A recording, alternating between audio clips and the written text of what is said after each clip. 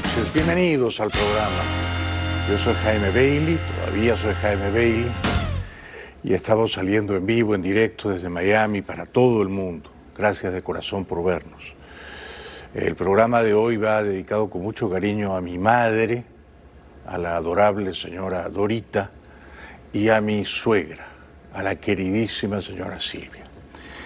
Bueno, el candidato presidencial demócrata, Joe Biden, está en graves problemas porque una señora, Tara Reid, ha salido a denunciarlo y ha dicho que hace 27 años él la asaltó sexualmente.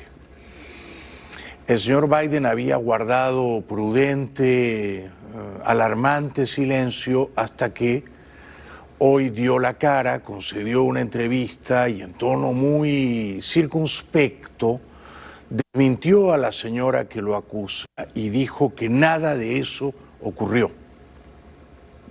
Would you please go on the record with the American people? Did you sexually assault Tara Reid?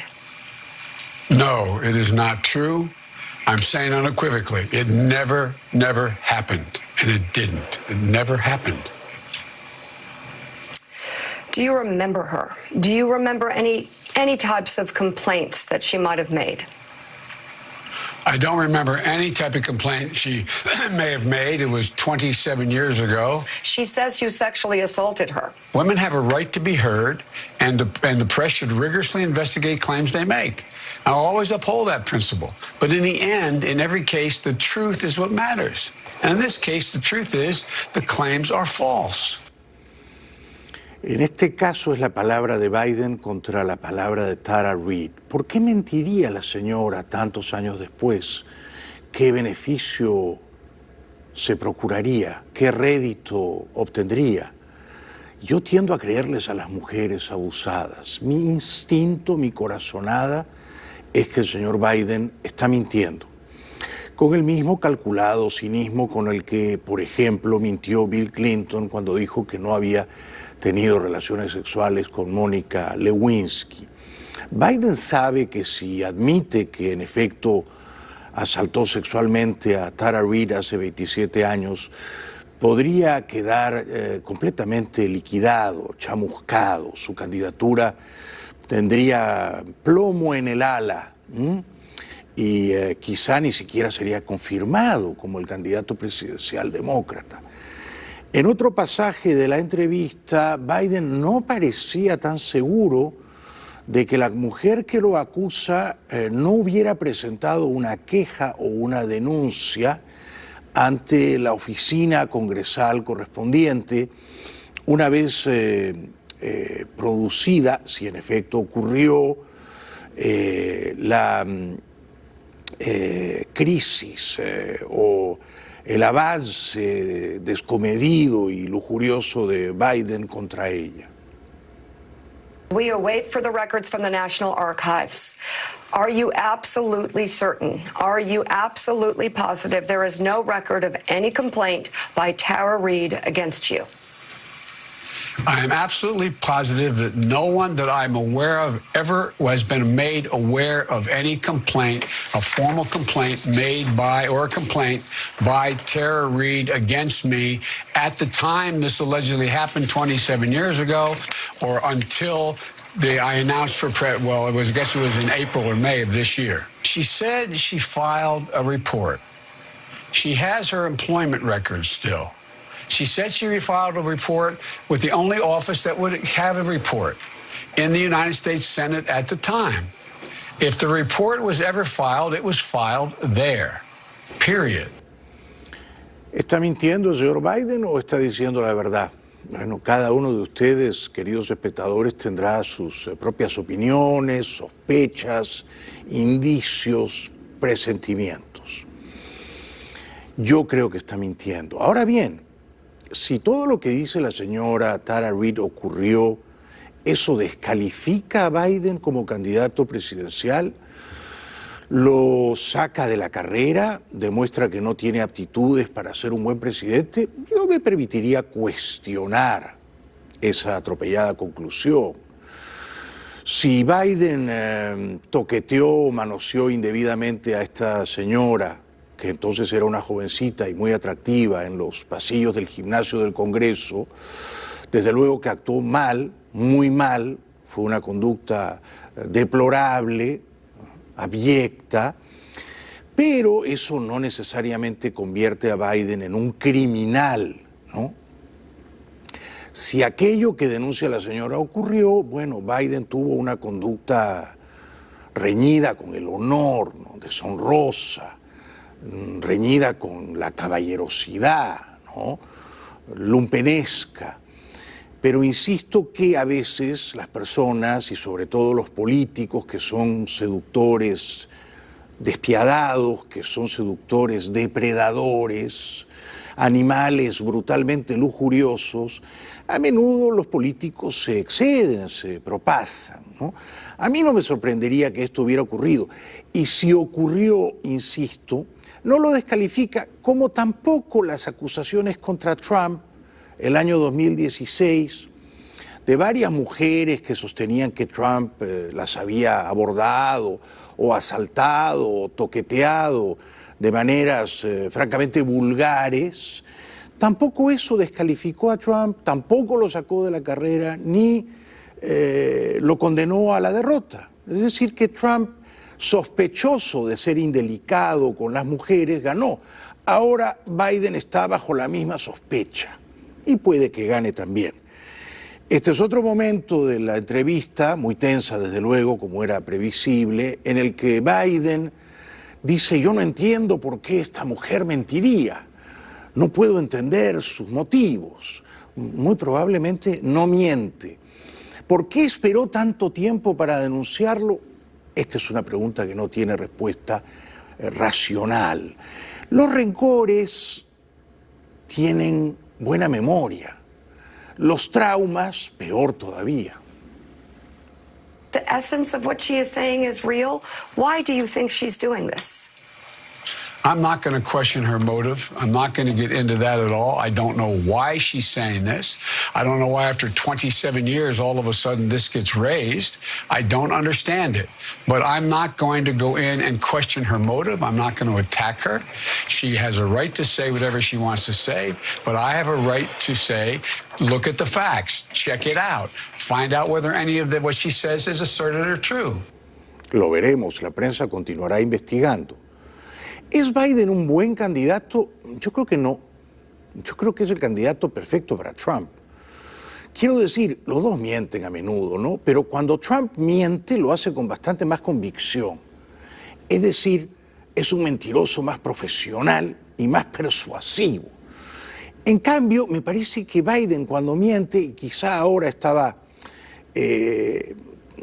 cultivando una relación levemente promiscua con la verdad, la sombra de la culpa flota sobre él y uno la advierte, ¿no? Está lastrado por la culpa.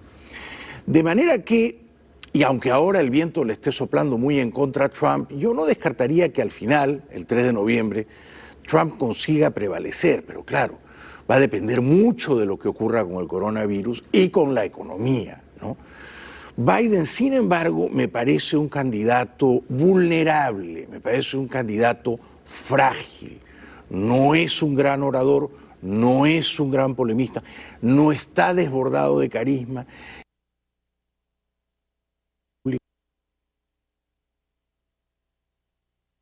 Arañando prevalecer. Lo veremos.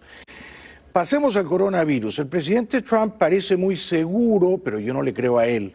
Insisto, Trump cuando miente está como patinando sobre hielo, encantado. Yo le creo a Fauci.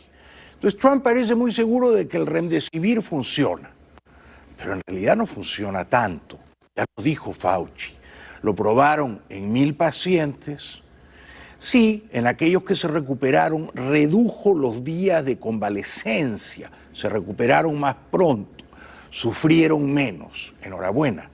Pero no redujo, y por supuesto mucho menos eliminó, no eliminó la mortalidad. Es decir, que con remdesivir o sin remdesivir murieron los que iban a morir. Con lo cual el remdesivir, a mí por lo menos, mucha tranquilidad no me da, aunque el presidente intente vendernos esa tranquilidad. Él es un gran vendedor, ¿no? Announced that Gilead now has an EUA from the FDA for remdesivir. And you know what that is because that's been the hot thing also in the papers and in the media for the last little while. An important treatment for hospitalized coronavirus patients. And it's something, I spoke with Dr. Khan and Dr. Fauci. I spoke with Deborah about it, and it's really a very promising situation. We've been doing work with the teams at the FDA, NIH, and Gilead for spearheading this public-private partnership to make this happen very quickly. ¿Está gordo el presidente? O quizá esa postura no lo favorecía. Desde luego es un gordo acusando a otro gordo, ¿no? O sea, es un gordo practicando canibalismo. ¿Quién soy yo para espetar gorduras a nadie? Trump dice que la China comunista ha puesto todas sus fichas en Biden y que la China comunista no quiere que él, Trump, sea reelegido. La China comunista va a hacer todo cuanto pueda para que Biden sea el ganador. No sé si esto es verdad, pero le sirve como muletilla, como caballito de batalla electoral. Claro que le sirve. Do you think them withholding information about the virus is related to them trying to undermine your re-election? No, I don't want to put any cast any dispersions. I just will tell you that China would like to see sleepy Joe Biden. They would take this country for a ride like you've never seen before. Are you insinuating they intentionally let it spread? Well, they could have done it, and I'm just saying. Well, one of two things happened. They either didn't do it, and they couldn't do it from a competent standpoint, or they let it spread. We're looking at exactly where it came from, who it came from, how it happened, separately and also scientifically. So we're going to be able to find it. Bueno, Trump acusa a Biden de ser dormilón. ¿Ah? Yo, que soy un perezoso, un holgazán y un dormilón de toda la vida, yo no puedo vivir sin 8 horas de sueño como mínimo. Tengo en este punto que defender al pobre Biden. Lo que pasa es que Trump tiene unos genes aparentemente muy combativos y él duerme 4 o 5 horas y está muy bien. ¿Verdad? Lo envidio. Luego el presidente dice que no tiene ninguna duda de que el coronavirus se originó en un laboratorio, en el laboratorio del Instituto Virológico de Wuhan y no en un mercado de animales vivos, ¿no? Sobre esto yo ya he compartido con ustedes toda la información de la que disponía. Y es que la especie de murciélagos que tenía el coronavirus estaba en esos laboratorios del Instituto Virológico de Wuhan y no en el mercadillo. The question is, have you seen anything at this point that gives you a high degree of confidence that the Wuhan Institute of Virology was the origin of this virus? Yes, I have. Yes, I have. And what gives you a high degree of confidence that this originated from the Wuhan Institute of Virology? I can't tell you that. I'm not allowed to tell you that. No puedo decírtelo, dice el presidente. No estoy permitido de decírtelo. ¿Quién se lo impide? Ocurre que tal vez no tiene las pruebas fehacientes, ¿no? Es decir, cree lo que quiere creer y quiere creer que el coronavirus se originó en un laboratorio y que los chinos lo propagaron y lo esparcieron con toda ruindad, con maléficos deseos de hundir a la economía del mundo libre. Puede que eso sea verdad, pero también puede que el virus se haya originado en un laboratorio, humanos interactuando con esa especie de murciélagos, a la que habían capturado en unas cuevas remotas de la China, y desde allí se filtró. O sea, fue un descuido, una impericia, un accidente. Puede que eso haya ocurrido también. En cualquier caso, la ex embajadora de Estados Unidos en Naciones Unidas, la señora Nikki Haley, que a mí me encanta, dice: nunca sabremos si fue un accidente o si fue deliberado. Nunca lo sabremos, porque la China comunista no nos va a contar la verdad. This is what the Chinese do. This is what the 2 years I was at the United Nations, this is what they do.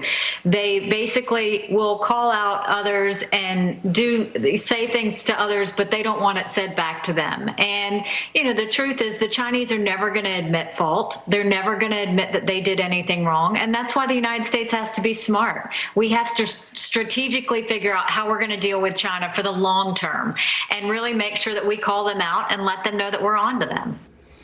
Es decir, que la percepción sobre China en el mundo libre, no solo en Estados Unidos, pero también en Europa, ha cambiado radicalmente con esto del coronavirus, porque de pronto el mundo libre se ha dado cuenta de que no se puede contar seriamente con los chinos.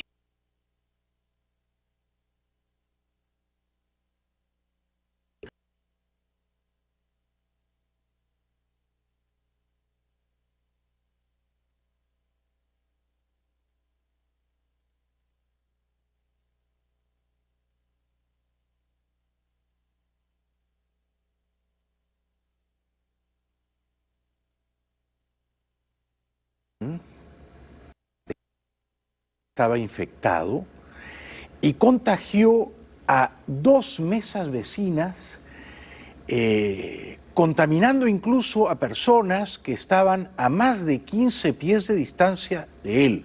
Veamos. Tonight, as businesses begin to reopen across the country, new information about how a virus may have spread in a restaurant in China. A new study says on January 23rd, the day Wuhan was locked down, a family traveled from there to Guangzhou near Hong Kong.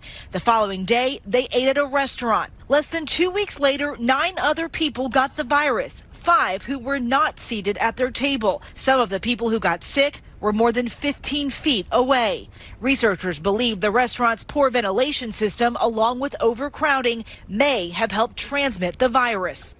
Este es el problema con los restaurantes en cualquier lugar del mundo ahora mismo. Aunque las autoridades permitan que reabran, poca gente se va a atrever a sentarse ahí a comer sin mascarilla. Aun si los comensales están bastante distanciados, uno puede sospechar del aire circula y hace viajar las partículas virales, las secreciones. Mientras exista este razonable clima de paranoia, poca gente se va a atrever a ir a un restaurante como antes lo hacíamos, ¿no? No solo Estados Unidos, no solo Gran Bretaña le exigen a China una explicación y unas disculpas por habernos obsequiado graciosamente el coronavirus, matando a centenares de miles de personas por todo el mundo, y esto recién comienza. También Australia. Por cierto, Australia, con su primer ministro, el señor Morrison, y Nueva Zelanda, con su primera ministra, han hecho un trabajo impecable con el coronavirus.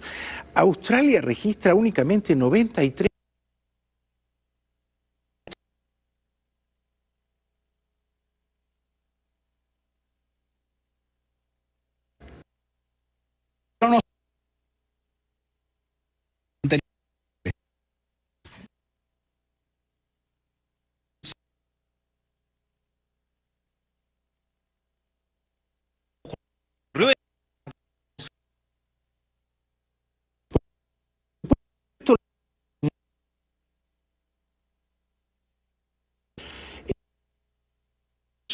tortura china, amenazan a Australia con represalias económicas. Y aunque dicen que la investigación nada tiene que ver con política, desde la embajada china en ese país, las reacciones fueron tan contundentes como amenazantes. Si Australia procede con la investigación, el embajador chino sugirió hasta un boicot económico. Los padres de los estudiantes chinos en Australia también pensarían si este lugar que encontraron no es tan amigable o incluso hostil, si acaso este es el mejor lugar para enviar a sus hijos. Dependerá de la gente decidir. Tal vez la gente común dirá, ¿por qué deberíamos beber vino australiano? ¿Comer carne de res australiana? O sea, se ponen bravos los chinos. Amenazan a Australia con un boicot comercial. Deberían permitir que el mundo libre investigue a ver si el coronavirus salió de ese instituto virológico y cómo salió, por qué salió, cuál era el plan ulterior. No dan ninguna explicación, cierran las puertas y levantan el tono. Es decir, que China actúa como el mandamás del mundo. La impresión, porque desde Europa, comedidamente y con miedo, tanto el canciller francés como el ministro de Exteriores británico, el señor Raab, le dicen a los chinos, la verdad que ya no sabemos si podemos bailar con ustedes. Antes ustedes eran una pareja para salir a bailar, pero ahora... Pero entre Oceanía, América y Asia está Europa, que también se ha sumado a la polémica y ha elevado el tono. El ministro de Relaciones Exteriores francés pidió que el mismo respeto que exige China se ha dado también a su país a través de la transparencia en las investigaciones. De igual manera, lo hizo la canciller alemana Angela Merkel, y desde el Reino Unido exigen lo mismo. Ya nada puede volver a ser como antes mientras China no aclare de forma total todo lo relacionado con el virus. Claro que nada puede volver a ser como antes, claro. Y esto le va a servir a Trump, por supuesto, de aquí al 3 de noviembre, ¿no? Él se va a posicionar como el enemigo global de China, como el justiciero del mundo libre, como el redentor de todos los castigados por el coronavirus. China nos mandó deliberadamente el coronavirus y yo vengo aquí a restaurar el honor mancillado.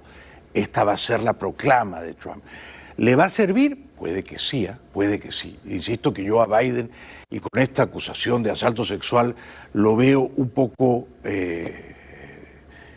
herido, tocado, ¿no? Todavía, por supuesto, en aptitud de ganar, ¿no? Pero no sé si es el favorito. Si ustedes me preguntan quién es el favorito, diría ninguno de los dos, ¿no? Vamos a la publicidad y regresamos enseguida. Bienvenidos de vuelta al programa. Bueno, Venezuela. Han salido algunos papagayos, algunas cotorras al servicio de la dictadura venezolana a decir que anoche yo afirmé aquí en esta modesta tribuna que el audio que la dictadura le adjudica al empresario Lorenzo Mendoza, jefe del grupo Polar, era real.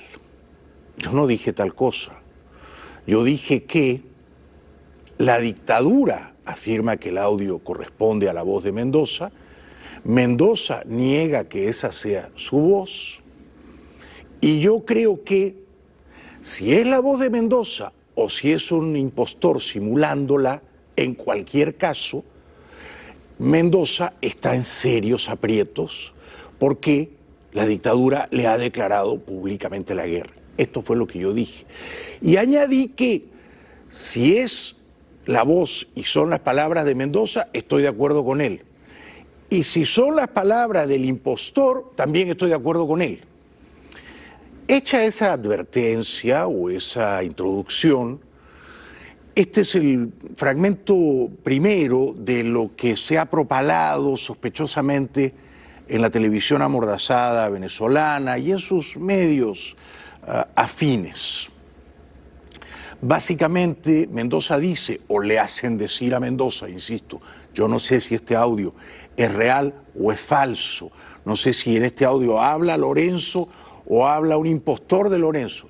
En cualquier caso, la voz dice que la dictadura venezolana ha entrado en una fase terminal y está boqueando, está dando sus últimos estertores. Se viene, en mi opinión, la peor etapa de persecución, quizás de escasez que hemos vivido comparativamente con los planes de control de precios anteriores al gobierno, que generaron importante escasez y con todo tipo de bachaqueo. Se viene muy duro porque sencillamente el gobierno está contra la pared, totalmente acorralado, contra las cuerdas y moqueando. Y no les queda otra cosa que amarrarse, morder y tratar de cabecear al boxeador, con un poquito de argot boxístico, ¿no? ¿Parece la voz de Lorenzo? Sí. ¿Parece un hombre inteligente el que habla? ¿Y Lorenzo lo es? Sí. ¿Estoy seguro de que sea Lorenzo Mendoza? No, ¿cómo podría estarlo? No lo conozco personalmente. Y él ha salido a desmentir que ese audio sea suyo. Él dice, yo no dije tales cosas. En otro pasaje de la conversación que ha sido, por supuesto, grabada o montada, trucada, Mendoza dice, o le hacen decir a Mendoza, que solo le quedan 3 meses a la dictadura de Maduro y que se ve improbable que logre llegar a noviembre.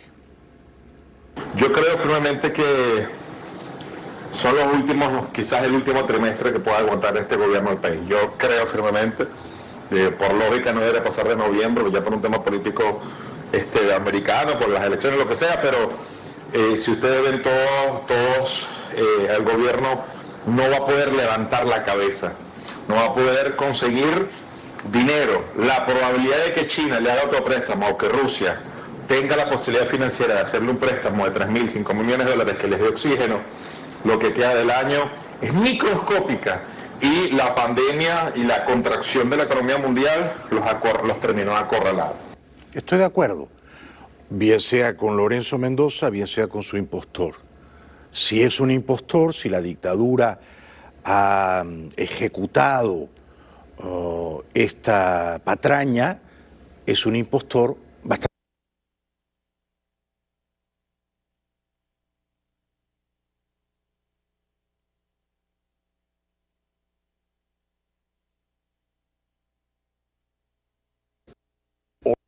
O la principal posibilidad de que los rusos se enfrentaran y se la jugaran, yo creo que ya esa posibilidad prácticamente feneció.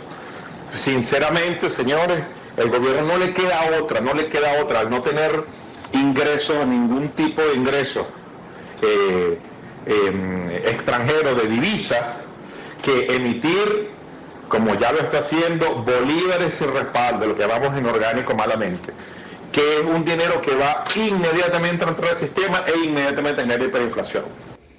Ahora habla de señores, ¿verdad? Con lo cual no parece una conversación telefónica. Quizá era una charla entre empresarios, ¿no? Quizá era una conferencia más o menos privada que Mendoza daba a otros hombres de negocios, ¿no? Y él compartía su visión con ellos. Quizá alguien lo grabó a hurtadillas, furtivamente, siempre hay un Judas agazapado, y lo traicionó. En cualquier caso, yo insisto en este punto, ¿no? Primero, todo lo que se ha dicho es razonable y yo coincido con ello. O sea, que sea Mendoza o sea un impostor, está hablando con la verdad.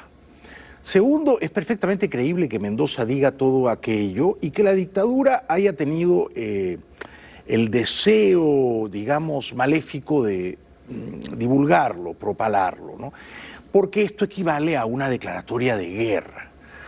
Hasta ahora Mendoza había logrado cohabitar tensamente con la dictadura, reuniéndose en ocasiones con Maduro, explicándole que los controles de precios no funcionaban, tratando de que Maduro no lo viera como un enemigo irreconciliable. O sea que Mendoza ha hecho un esfuerzo admirable para salvar a sus empresas, para seguir pagando a sus trabajadores, para atender al mercado venezolano y para que la dictadura no le dé un zarpazo bruto y brutal al mismo tiempo.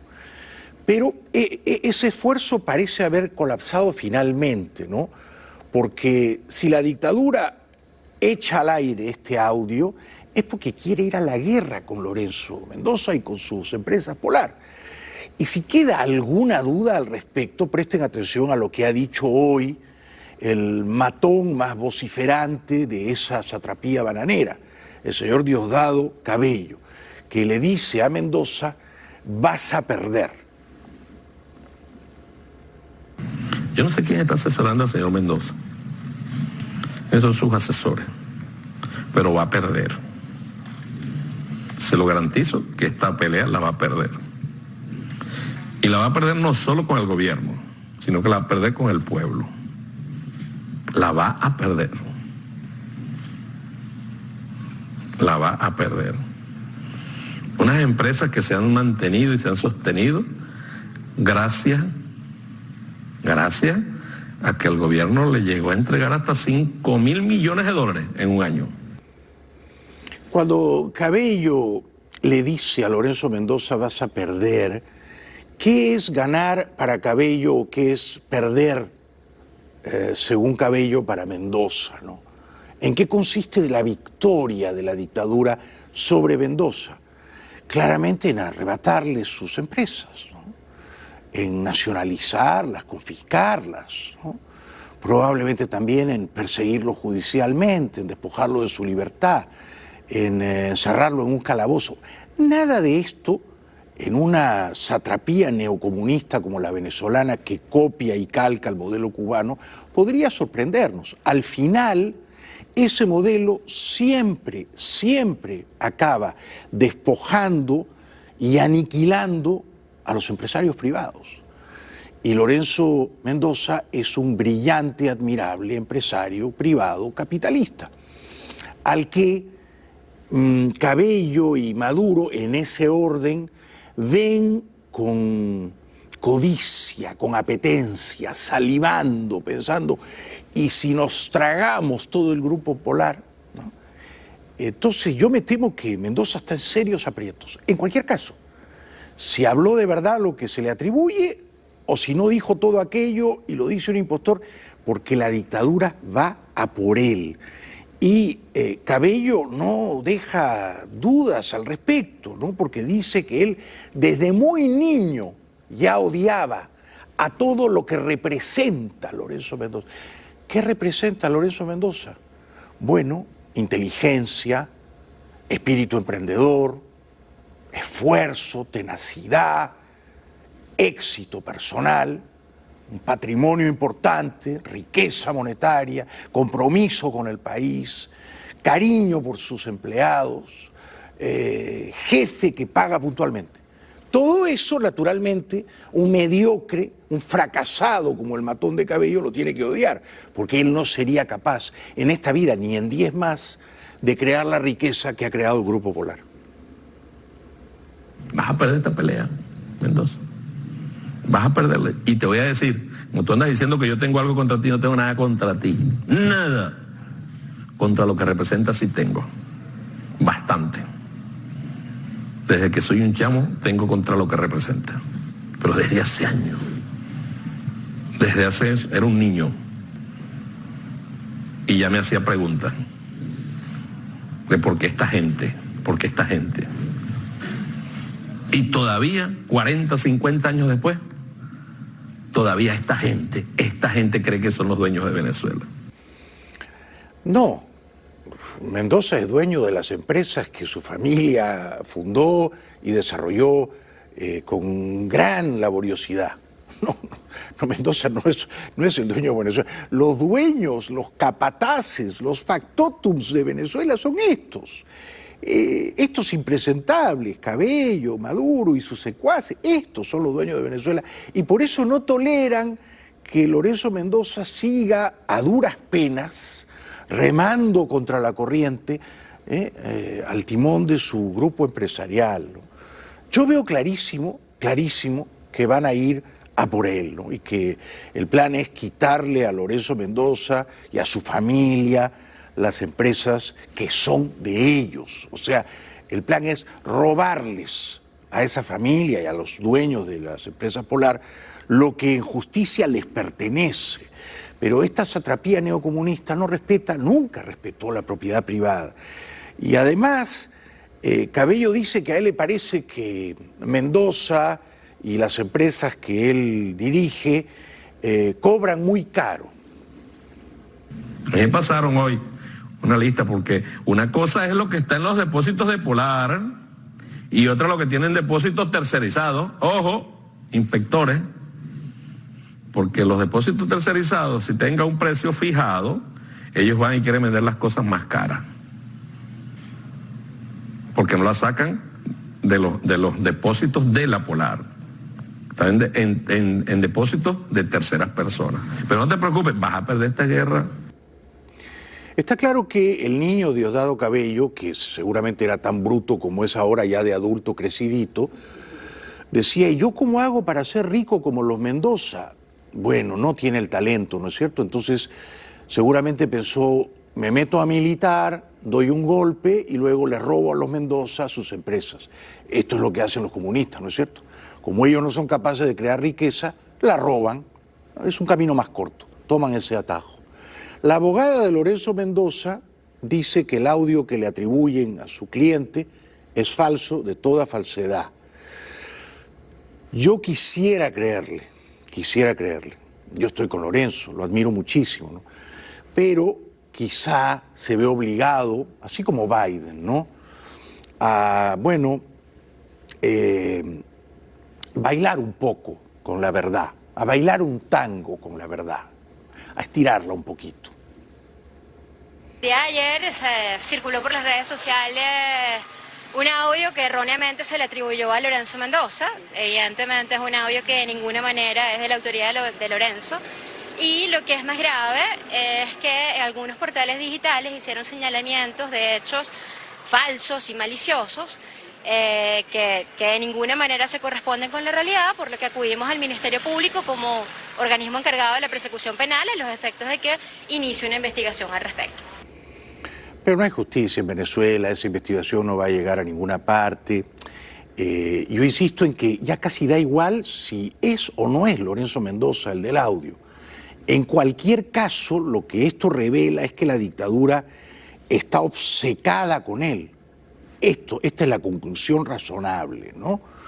O sea que vamos a ver cómo esto progresa o cómo esto se descompone, ¿no? Yo espero que Mendoza esté ya fuera de Venezuela. Yo espero eso. No quisiera verlo preso. Tampoco quisiera que la dictadura avanzara robándose sus empresas. Pero ¿cómo podría sorprendernos tantos años después del saqueo, del latrocinio que se ha perpetrado en Venezuela, en la Venezuela comunista de estos mandarines? Vamos a la publicidad y regresamos enseguidita con todo lo último del coronavirus en el Perú y en Brasil. Regresamos enseguida. Bienvenidos de vuelta al programa. Bueno, estoy preocupado por el avance del coronavirus en el Perú. A día de hoy, y Perú lleva ya 47 días de severísima cuarentena, una cuarentena que se va a prolongar como mínimo hasta el domingo 10 de mayo. A día de hoy hay como 40.400 casos confirmados de coronavirus en el Perú. Son muchos, 40.400. Y lo que me preocupa es la velocidad con la que se reproduce el virus día tras día. Es decir, que en los últimos 4 días, ¿no? Del 28 al 29 de abril hubo 2.700 casos de un día para otro, 2.700. Luego, del 29 al 30 de abril, 3.045 nuevos casos. Y luego, del 30 de abril a hoy, 1 de mayo, casi 3.500 nuevos casos. O sea, el virus está avanzando a una velocidad muy alarmante, de más de 3.000 casos confirmados por día. De ayer a hoy, casi 3.500 nuevos casos. Fíjense, en el mundo hay 194 países reconocidos por la ONU. Brasil está en el puesto 10 de coronavirus. Nadie quiere estar en el puesto 1, está Estados Unidos, ¿no? Nadie quiere estar en el top 10. Ahí están Estados Unidos, España, Italia, Gran Bretaña, Francia, Alemania. China, pero China, claro, viene bajando. Y Brasil viene pujando para arriba. Brasil tiene 92.000 casos confirmados, ya está en el puesto 10. Bueno, Perú con 40.000 y pico está en el puesto 14. Es muy arriba. Puesto 14 de 194 países, 40.400 casos. Es mucho. Fíjese, Perú tiene ahora 40.000 y pico. Antes estaba empatado con Ecuador. Ecuador se ha quedado en 26.000. México tiene 19.000. Chile tiene 17.000. Antes estaban Ecuador, Chile y Perú empatados. Ahora Perú tiene 40.000 y Chile tiene 17.000. Más que duplica a Chile. ¿Ah? Y entonces uno dice, pero ¿por qué está avanzando tan rápido el coronavirus en el Perú? Las muertes igualmente, ¿no? Se confirman hoy que son ya más de 1.100 los fallecidos. En esto, en fatalidades, aunque seguramente el cálculo peruano no dice con transparencia la verdad, quizá los muertos son esa cifra por 2 o por 3. De todos modos, en fatalidades Perú está por debajo de Ecuador, por debajo de Brasil y creo que por debajo de México, al menos de la cifra oficial de México, que son 1.800, Perú tiene 1.124. Hecha esta introducción, yo espero que el 10 de mayo, Día de la Madre, el presidente peruano tenga la mínima sabiduría de decirle a la gente, ya llevan 2 meses largos encerrados, con toques de queda y medidas restrictivas muy violentas, ya pueden salir. y vamos a aprender entre todos a cuidarnos y a cohabitar con el coronavirus que ha llegado para quedarse. CNN en español recoge unas imágenes dantescas de un hospital peruano en la Amazonía, en la región de Loreto, donde los cadáveres no entran en las morgues y se apilan en bolsas herméticas negras, unas imágenes que evocan de un modo lacerante lo que habíamos visto ya en Guayaquil. En la región Loreto los hospitales están desbordados de gente y el personal médico está agotado. Las autoridades dicen que se esfuerzan por mejorar la capacidad de respuesta del sistema de salud a la pandemia.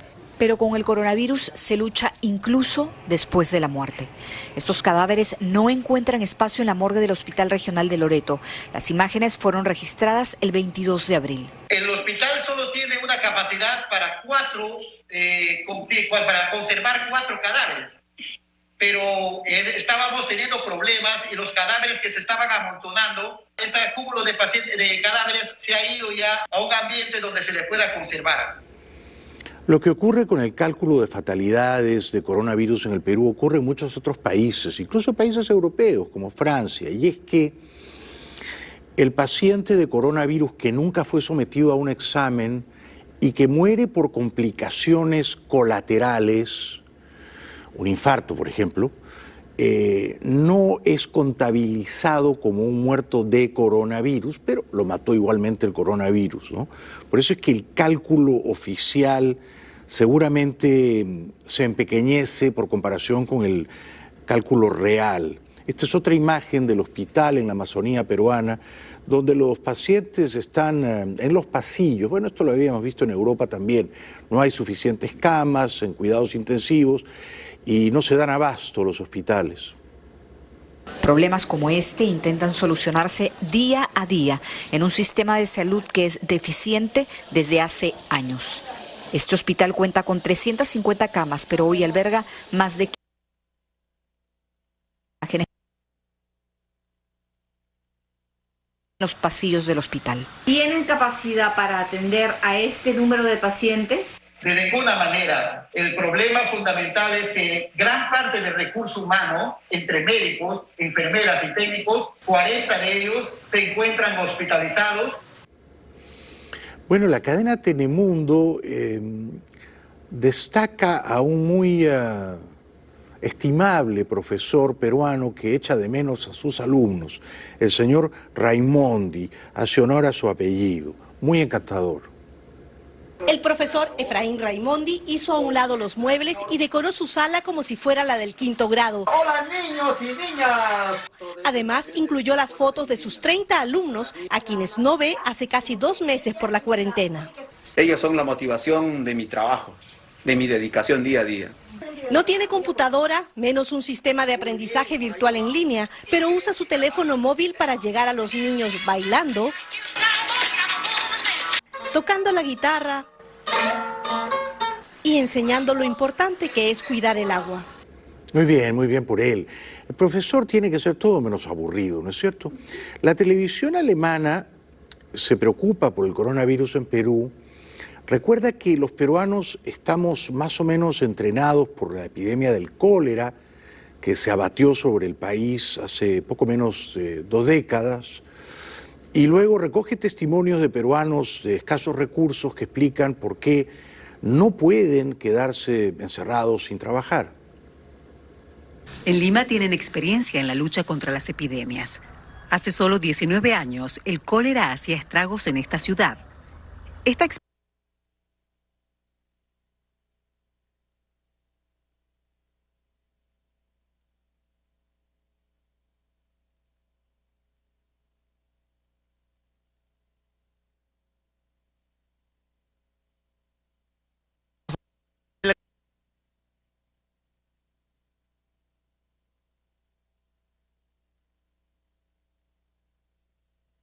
no disponen de dinero suficiente. Muchos peruanos hacen trabajos ocasionales y reciben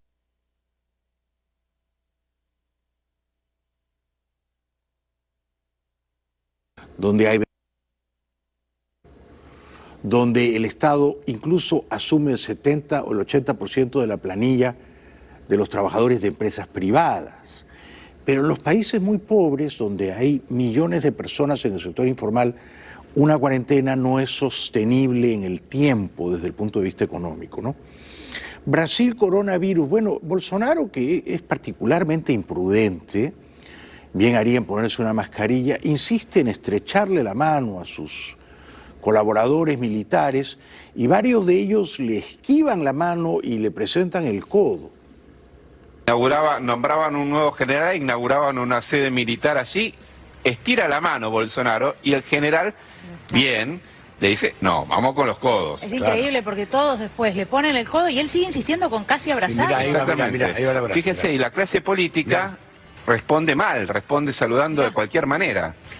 Sin barbijos. Miren los cadetes con barbijo, los soldados con uniforme histórico, están con barbijo. Sí, quienes tienen nivel de decisión en la forma más irresponsable, sin barbijo, saludando como debe... No.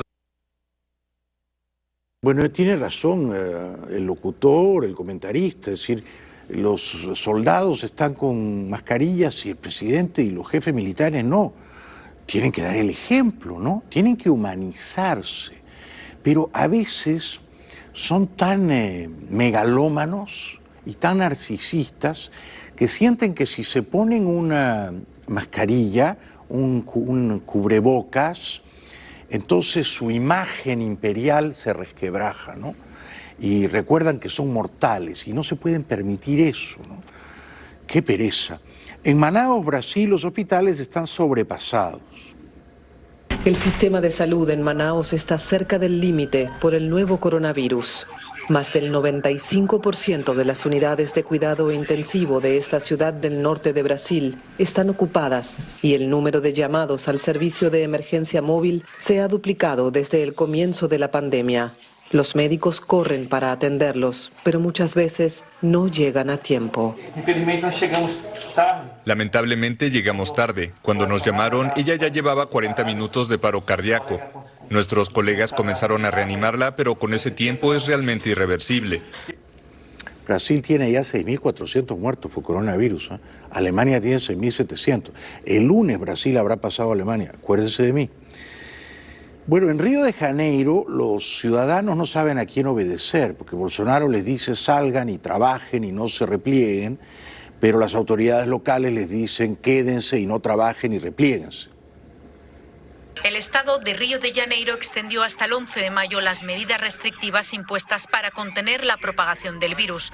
Permanecen suspendidas las clases, así como eventos multitudinarios y servicios comerciales no esenciales. Por ahora descartan el confinamiento total. No es el caso del estado de Maranhão, es uno de los estados más pobres y adopta las medidas más duras de cuarentena por el colapso del sistema sanitario. En Manaus, una de las ciudades más afectadas, los equipos médicos hacen lo que pueden.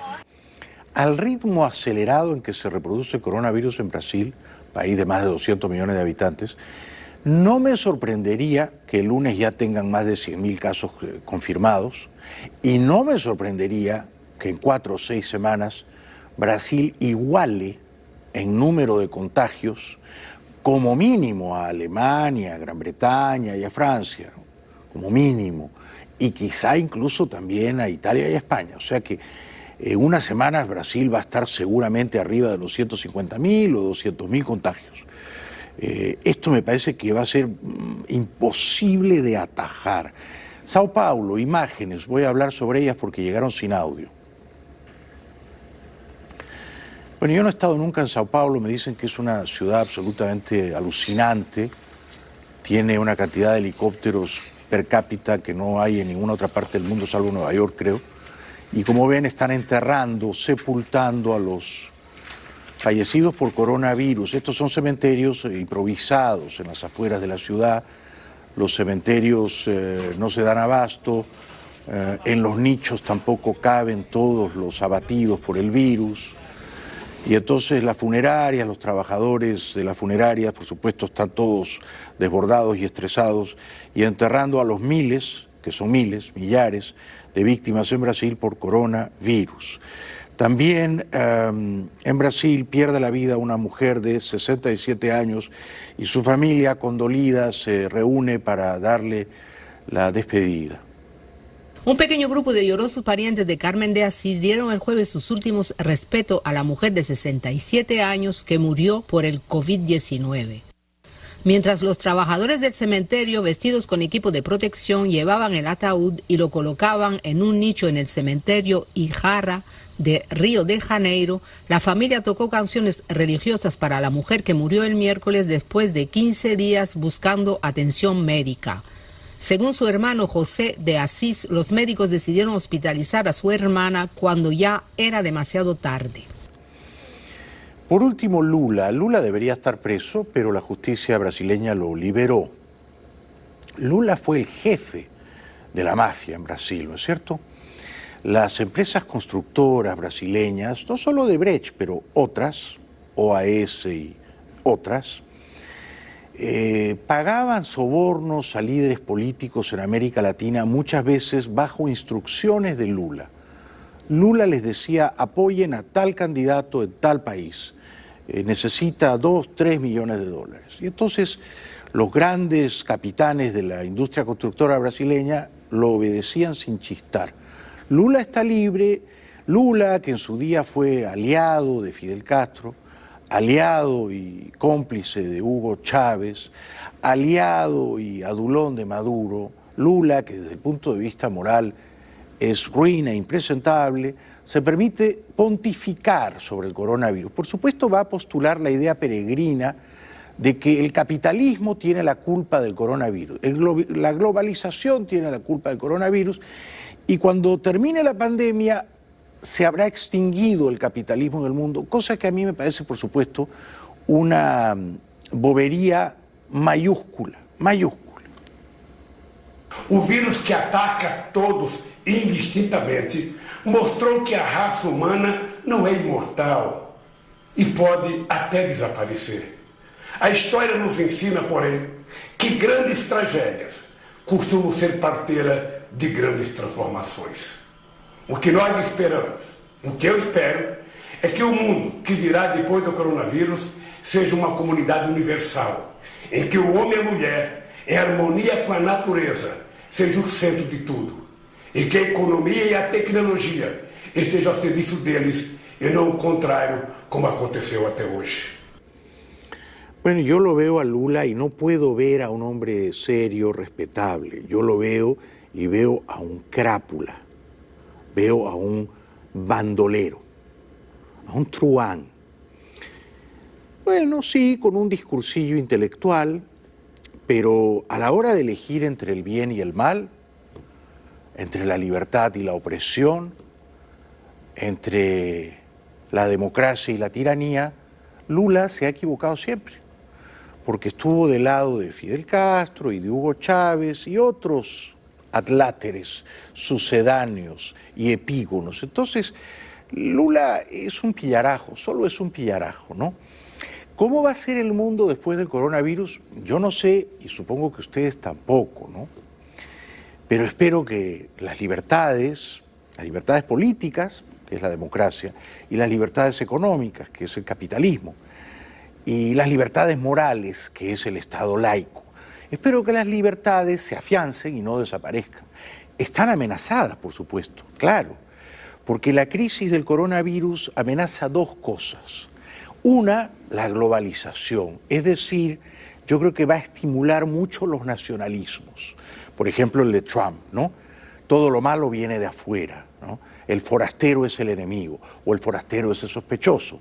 Entonces yo creo que la gente se va a volcar más al instinto de la tribu, ¿no? A lo que Vargas Llosa llamaba la llamada de la tribu. Y luego, aparte de estimular el nacionalismo, me parece que el coronavirus va a estimular también entre los humanos, creo, el ensimismarse. No sé si dije bien la palabra, pero era difícil de decirla, ¿no? Es decir, si ya con la tecnología nos habíamos convertido en personas menos gregarias y más ensimismadas, creo que ahora, después del coronavirus, con Amazon y con Netflix, y la comida te la traen a la casa, y las películas te las traen a la casa, y todo viene a tu casa, me parece que va a ser un mundo todavía más ensimismado, replegado sobre cada individuo. Creo. Bueno, vamos a ver. Bienvenidos de vuelta. Bueno, el dictador venezolano Maduro ha dicho hoy viernes que han fallecido 16 venezolanos en el exterior víctimas de coronavirus. 16 venezolanos por ahora fallecidos en el exterior. En Guayaquil, Lil Montes, doctora anestesióloga, médica, fue directora del Hospital Central de Barquisimeto. Murió en un hospital sola. Viene una nueva marcha de Cali, 2 olas y 2 marchas de Bogotá. Y viene a la televisión española a decir que le prohibimos la entrada a Venezuela. ¡No mientan! Digan la verdad. Digan la verdad. ¿Hasta cuándo manipular y mentir sobre Venezuela en la televisión española? Bueno, es que si eso fuera verdad, y yo me permito desde luego ponerlo en duda, no es que están huyendo del Perú, de Chile o de Colombia, ¿no? Están escapando del coronavirus porque el coronavirus los ha dejado sin trabajo, sin vivienda, sin ingresos. Entonces se encuentran en una situación de absoluta precariedad, tanta que se resignan, pero no es lo que hubieran querido, a volver, y además generalmente andando, centenares, miles de kilómetros hasta Venezuela. Luego se descuelga en televisión la señora Delcy Rodríguez, alias Delcy la Fea, así es apodada ella en el mundo del AMPA. La señora, que es sospechosa de haber sido el origen de la partícula viral primera del coronavirus, porque tiene murciélagos que portaban el coronavirus. Ella desciende principalmente de murciélagos, no tanto de humanos. Se atreve a enunciar o afirmar que el mundo quiere copiar el modelo venezolano para aplacar el coronavirus. Dice que la han llamado de la OMS, que la han llamado los chinos. Esta señora debe tener fiebre, debe estar delirando. Quizá tiene el coronavirus.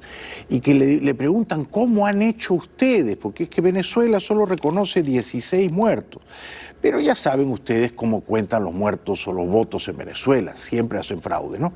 Así que esta es la señora Delcy la Fea, mintiendo con descaro, con alevosía y con premeditación, algo que viene haciendo hace más de 20 años, o sea que tiene ya algún entrenamiento, ¿no? Igualmente, presidente, quería informarle que resaltaron las bondades del modelo epidemiológico, la ruta epidemiológica que llevó a Venezuela a momentos de aplanamiento de su curva. Ellos hablan de que se trata de una estrategia de supresión, así se llama epidemiológicamente, y piden autorización para estudiar este modelo para poderlo replicar en otros países fuera de Venezuela. Si tendrá morro, esta señora, qué desfachatez, ¿no? La estrategia de la supresión. Bueno, la dictadura neocomunista venezolana cultiva esa estrategia. La de la supresión. ¿La supresión de qué? La supresión de todas las libertades. Están suprimidas las libertades. No es que suprimen el coronavirus, es que ya la gente estaba encerrada, ya el país estaba clausurado, ya el país era un gigantesco presidio. Entonces, las dictaduras comunistas rebajan al ciudadano a la categoría de rehén o de súbdito, encadenado. Ya era Venezuela eso antes del coronavirus. Ahora han cerrado un país que ya estaba clausurado, ¿no es cierto? Luego la señora Delcy la Fea, en otro pasaje de su ponzoñosa intervención, sigue con la cantaleta de que la OMS, una organización que por otra parte, y como ustedes saben, está dirigida por individuos de izquierda marxista de toda la vida, prodiga toda suerte de elogios a la Venezuela comunista por haber actuado tan temprana y eficazmente contra la pandemia. ¿Cómo no? Incluso, bueno, hablamos lo que significa esta ruta, ¿no? Ellos resaltaban cómo Venezuela tomó medidas muy tempranas. Y uno de los aspectos de este virus del cual todo el mundo, a través de sus experiencias, está aprendiendo, es que es un virus, primero, que se propaga muy rápido, pero que es fundamental el momento en que se toman las medidas. Perder un día, perder 2 días, perder 10 días. En el caso, por ejemplo, del presidente de Estados Unidos, que perdió 70 días para tomar medidas y adoptar decisiones oportunas, bueno, pueden significar una catástrofe para un país. O sea, se permite darle sermones a Trump, ¿no? Y ella es la experta en prevenir catástrofes. ¿No ha habido en la historia reciente, contemporánea de América Latina, una catástrofe más letal que el chavismo? O sea que no sé con qué desvergüenza ella predica contra las catástrofes. El coronavirus es un cosquilleo en términos de daños con la catástrofe humanitaria que ha sido el chavismo. Son incontables los muertos que ha dejado el chavismo. Es decir, estoy absolutamente seguro de que el chavismo ha matado a muchas más personas de las que de momento viene matando el coronavirus, que a escala global ha matado a día de hoy, 1 de mayo, a 237.000 personas.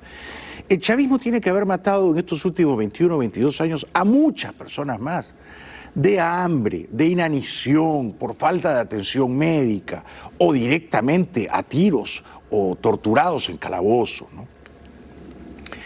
Estos días ha salido a exhibir su insolente tejido adiposo, el matón ventrudo de Diosdado Cabello, que recuerda el alzamiento fallido de hace un año, del 30 de abril del 19, cuando Guaidó y Leopoldo López salieron a las calles a esperar al general Padrino, que nunca llegó. En Colombia los hubiesen picado en pedacitos, pero qué broma, la dictadura venezolana decidió jugar al juego que nos enseñó el comandante Hugo Chávez. Y nuestro presidente Nicolás Maduro, con la tranquilidad de jefe de Estado, de comandante en jefe de la Fuerza Armada Nacional Bolivariana, dio las instrucciones para el tratamiento de una situación de este tipo. Es llamativo, es raro ver a Cabello adulando de una manera tan salamera, tan lambiscona a Maduro. Hace un año intentaban darle un zarpazo, intentaban darle una estocada a nuestra Constitución. Hace un año amaneció Caracas bajo una incertidumbre, porque ese grupo de malintencionados, ese grupo de personas que han decidido utilizar la violencia como instrumento de acción política, quisieron amargarle la vida a Caracas y a Venezuela. No, al contrario, quisieron liberar a Caracas y a Venezuela de la amargura, de la larga y amarga noche chavista. Habla el presidente Guaidó, que llevaba algunos días sin hablar y que acusa al dictador venezolano Maduro de estar empleando un lenguaje belicista.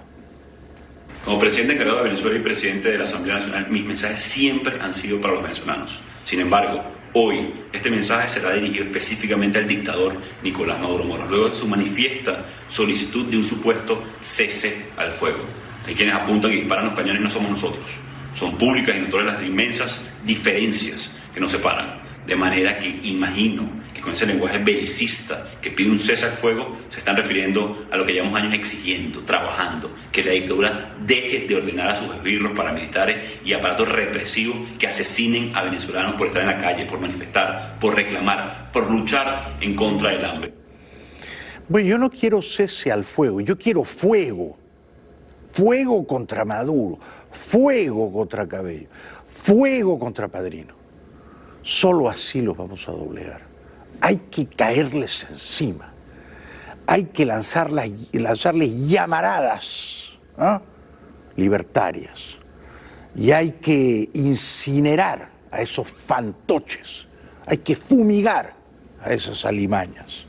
Otro momento del presidente Guaidó, que acusa a la dictadura venezolana de estar persiguiendo a médicos independientes, como hizo la China comunista, a médicos que quieren salir en la prensa libre a decir la verdad sobre el coronavirus en Venezuela, que por supuesto está enterrada bajo la alfombra oficial. Que la dictadura deje de perseguir a médicos y enfermeras que denuncian la verdad de nuestros hospitales. Que la dictadura deje de sabotear las acciones que tomamos a favor de nuestra gente, como la teleconsulta o el plan Héroes de la Salud y la entrada de ayuda humanitaria que podría calmar el hambre y la ansiedad de nuestra gente. Que la dictadura deje en paz a quienes a pesar de todo siguen intentando producir en Venezuela frente a la torpeza en materia económica que solo ha dejado más hambre, desempleo, inflación y más enfrentamiento en nuestro país. En resumen, que la dictadura deje la persecución política, deje de torturar, deje y de una vez por todas libere a presos políticos, civiles y militares que usa como fichas de canje cuando le conviene.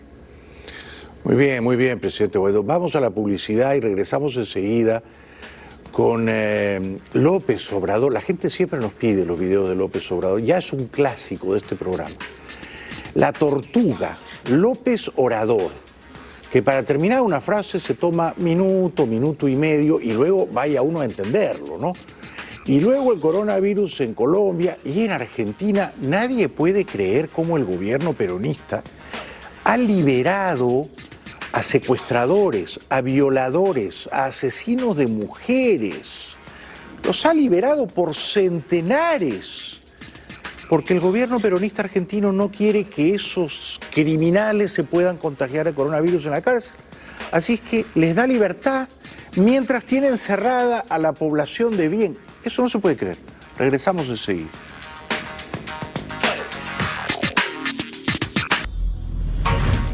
Todas las mañanas en Ciudad de México el presidente López Obrador da unas ruedas de prensa que duran como mínimo 2 horas. A veces se extienden hasta las 3 horas, ¿no? Es una costumbre bastante estrafalaria. Yo no lo haría, pero él está encantado. Y hoy dijo que, bueno, él cree que en Ciudad de México, en Cancún y en otras regiones o zonas de su país están en el momento pico del coronavirus, pero que luego vendrá algo mejor. Hay muchos lugares, sitios de la República en donde todavía no tenemos una situación delicada.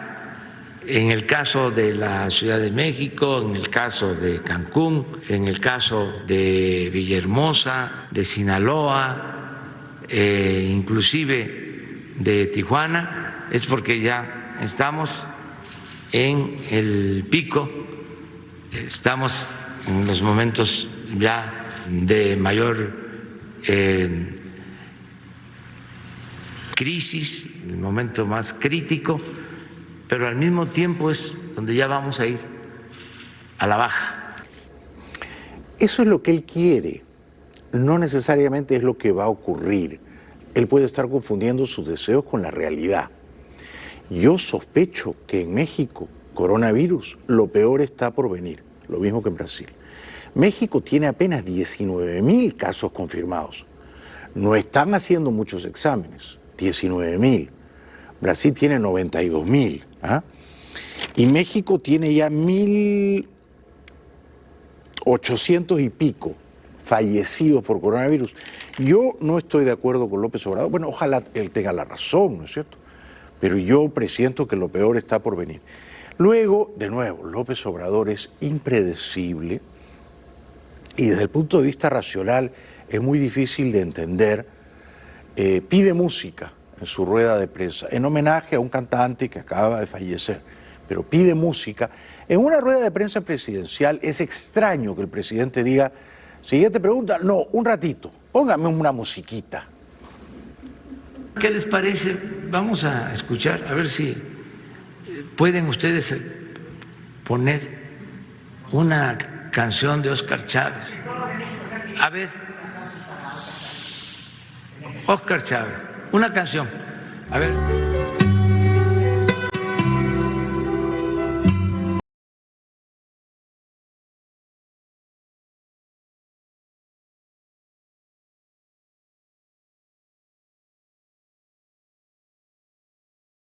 Como mínimo debería ser TikTok. Así se dice ahora, ¿no? López Obrador. O sea, simular que él está cantando la letra del difunto, del finadito, ¿no? O bailar un poco. Pero una rueda de prensa presidencial que es así interrumpida por notas musicales, solo López Obrador. Solo López Obrador. Y yo no sé si hay gente en su casa que está viendo adherida a la pantalla estas 2 horas y media de rueda de prensa, las mañaneras. Increíble, ¿no? En Colombia la gente pobre, sobre todo el sector informal, no puede pagar los arriendos, los alquileres, y le pide al gobierno que les colabore. En Soacha, Colombia, en donde varias familias han ocupado esta urbanización. La mayoría somos personas que somos vendedores informales en la calle de Soacha. No tenemos para pagar arriendo. La mayoría de los dueños de sus casas nos están sacando en estos momentos de la pandemia. Los ocupantes ilegales ven esta ocasión como un llamamiento al gobierno para que apoye a los pobres durante la crisis. Algunos estados ya han iniciado programas de ayudas para los más necesitados, probablemente también por miedo a posibles disturbios sociales. Un señor llamado Pedro Cáceres, que tiene 100 años y que era un bebito cuando la gripe española, la influenza, mató a 50 millones de personas hace 100 años, ahora enfrenta a otra pandemia. Don Pedro Roberto Cáceres ya ha vivido en carne propia 2 pandemias, la primera hace 100 años cuando era un bebé y la gripe española golpeaba a Santander. Ahora, mientras celebra un siglo de vida, el coronavirus mantiene confinada a casi toda la humanidad.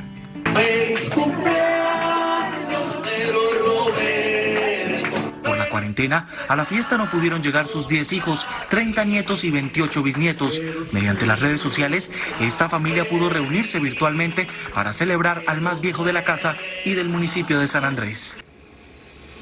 Que sean muchos años más, don Pedro. Bueno, una encantadora señora chilena de nombre Claudia, que estuvo internada en la clínica alemana de Santiago durante 12 largos días con coronavirus, nos cuenta la pesadilla que vivió. Así despidieron a Claudia de la clínica alemana después de 12 días hospitalizada por coronavirus. Lloró ella, las enfermeras que la atendieron, su marido que no la veía desde que la dejó en urgencia, la esperaba con estos girasoles.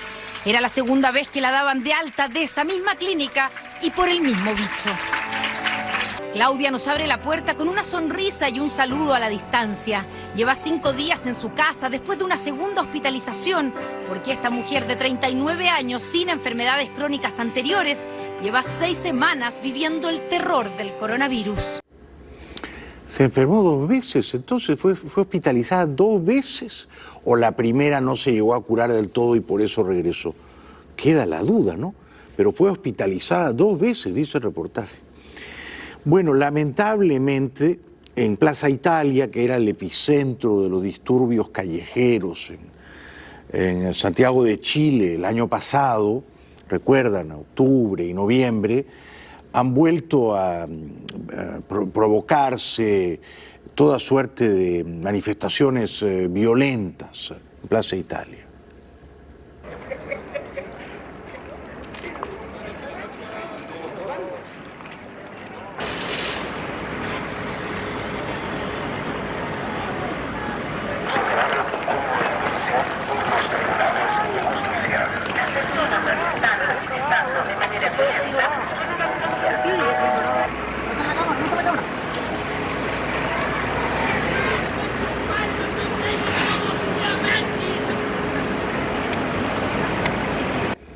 ¿Quién entiende a estos vándalos, a estos gamberros chilenos? Yo no los entiendo. O sea, son tiempos de coronavirus y están allí muy saludables por lo visto, apedreando a la policía o hostigándola o tratando de quemar o destruir algo. Todavía no se han cansado. Por lo visto son infatigables estos malhechores, ¿no? Lo que nos lleva a la Argentina. El gobierno peronista argentino parece muy contento con las cifras sobre el coronavirus, las estadísticas oficiales. ¿Son creíbles? Tengo mis dudas. ¿Reflejan la gravedad del problema? Tengo mis dudas. No se han hecho suficientes exámenes moleculares serios en la Argentina. Por lo tanto, el número de contagios confirmados puede ser una fracción muy pequeña del número real, ¿no? O sea, Argentina declara 4.400 contagios confirmados, pero como ha hecho pocas pruebas, el número real puede ser ese número por 10, tranquilamente. O sea, que pueden no ser 4.000, sino 40.000, que son los contagios declarados en Perú. Tranquilamente puede ser 40.000. Y luego la Argentina tiene 220 fatalidades por...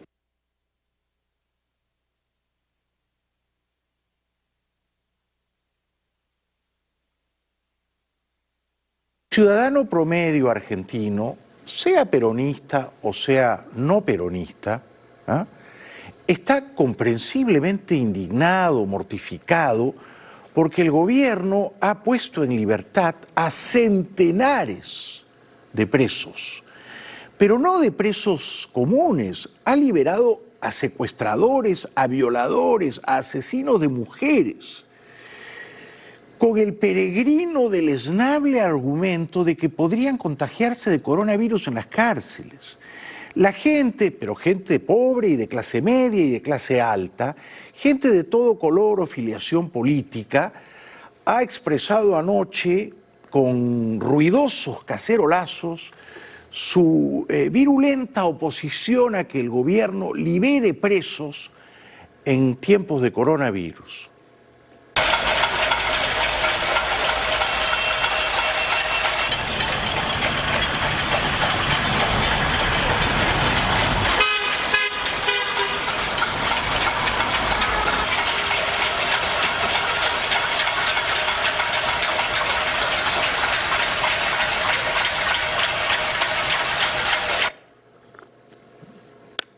Me sumo.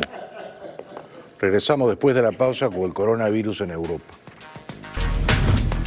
Bueno, España, coronavirus. Las noticias son levemente promisorias. Primero, hoy es mayo 1, ¿verdad? Hace un mes, en abril 2, España registró 950 muertos por coronavirus en un solo día.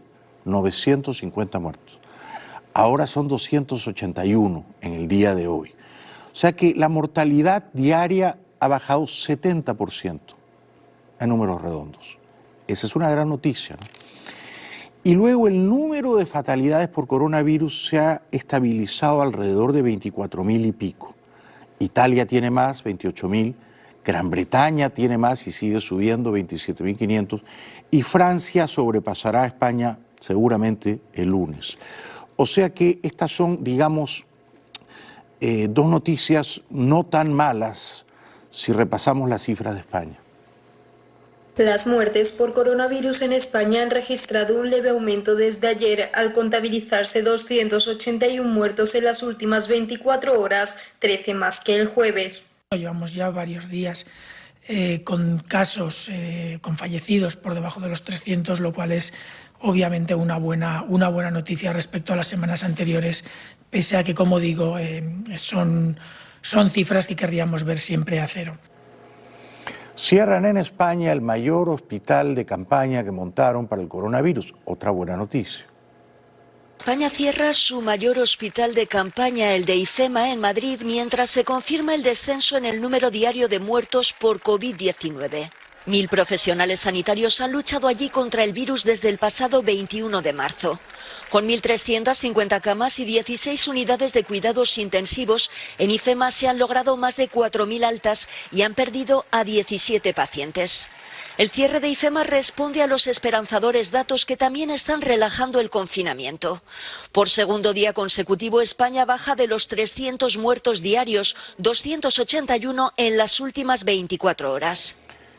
Pero los horarios que ha dado el gobierno, que varían según las edades para salir a la calle, la verdad que eso es un galimatías, no lo entiende nadie.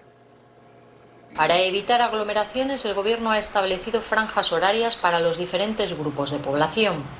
Así, las personas de entre 14 y 70 años podrán salir entre las 6 y las 10 de la mañana o entre las 8 y las 11 de la noche. Estos paseos deberán hacerse en un radio de 1 kilómetro respecto al domicilio, con 1 hora de duración y con una persona con la que se conviva. En esa misma franja horaria se podrá salir a practicar deporte, eso sí, de forma individual y dentro del municipio en el que se reside, pero podrá excederse el límite de 1 hora.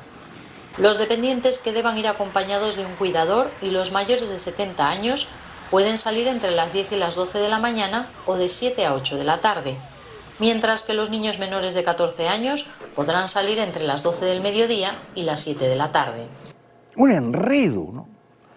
Bueno, en Barcelona abren los parques, pero uno no puede sentarse en las bancas. Después de haber permanecido cerrados desde el inicio del estado de alarma, desde hoy mismo Barcelona abre 70 parques, aunque con una función distinta a la habitual. Serán zonas de paso o paseo, pero en ningún caso se permitirá que los vecinos se sienten en sus bancos y socialicen entre ellos, cumpliendo así con las directrices de la desescalada, que también obliga a mantener una distancia de 2 metros entre personas para prevenir el contagio del coronavirus. Los trabajadores públicos han puesto a punto estos parques para su reapertura. Si España e Italia están ya abajo de los 300 muertos por coronavirus cada día, lo que es una buena noticia, en Gran Bretaña hoy hay más de 730 fallecidos por coronavirus. Es decir, que están muriendo muchos más en Gran Bretaña. El coronavirus continúa con su imparable avance en el Reino Unido. Las autoridades británicas han registrado 739 nuevas muertes a causa del virus en 24 horas y ya son más de 27.500 los fallecidos por la enfermedad desde el comienzo de la crisis sanitaria provocada por el COVID-19. Pese a las cifras, el gobierno destaca los avances logrados en la lucha contra la pandemia. Como nación debíamos ser capaces de realizar en torno a 100.000 pruebas diarias para detectar el coronavirus hacia finales de abril. Sabíamos que era un gran desafío, pero lo necesitábamos. Puedo anunciar que hemos alcanzado el objetivo que nos habíamos marcado. Eso es bueno. Alemania se congratula por sus buenos números respecto del coronavirus. Pero ¿cuál es el secreto del éxito de los alemanes? Al comienzo del brote se hicieron test a gran escala y se identificó a las personas infectadas desde el principio. Eso facilitó a las autoridades la búsqueda y el aislamiento de las personas con las que se habían relacionado. Antes de la pandemia, muchos críticos aseguraban que el sistema de salud alemán es demasiado amplio. Pero valió la pena porque gracias a ello cuenta con más camas de hospital que otros países. Eso hizo que Alemania pudiese atender a pacientes del extranjero. Holanda o los Países Bajos practica el confinamiento inteligente, veamos. Oiga bien.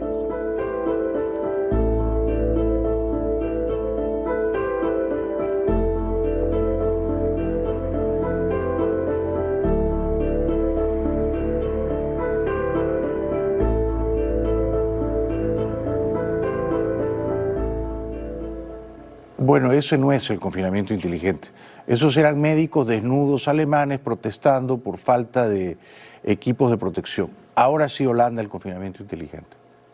A diferencia de sus vecinos, los Países Bajos han apostado a un confinamiento inteligente ante la pandemia del nuevo coronavirus. Los ciudadanos están llamados a permanecer en sus casas y a teletrabajar lo máximo posible, pero las tiendas están abiertas y la gente puede salir. Solo están cerrados bares, restaurantes, museos y burdeles. Las escuelas reabrirán a partir del 11 de mayo. La consigna es la responsabilidad individual en este país de unos 17 millones de habitantes. Y la regla de oro es el respeto de 1,5 metros de distanciamiento social. Nosotros podemos salir. Mi amiga en Bélgica tiene que quedarse en casa y solo se le permite salir a pasear a su perro alrededor de su cuadra. O sea, seamos serios. Vamos a ver, la responsabilidad individual, la libertad individual. Nadie va a cuidar tu cuerpo mejor que tú mismo. Ya volvemos. Bueno, la OMS dice que el coronavirus tuvo un origen natural, o sea que se transmitió de un animal a un humano. Does WHO believe that the Wuhan Institute of Virology was the origin of this coronavirus? And what are you doing to try to find out if it was? With regard to the origins of the virus in Wuhan, we have listened again and again to numerous scientists who've looked at the sequences, looked at this virus, and we are assured that this virus is natural in origin. Ya regresamos.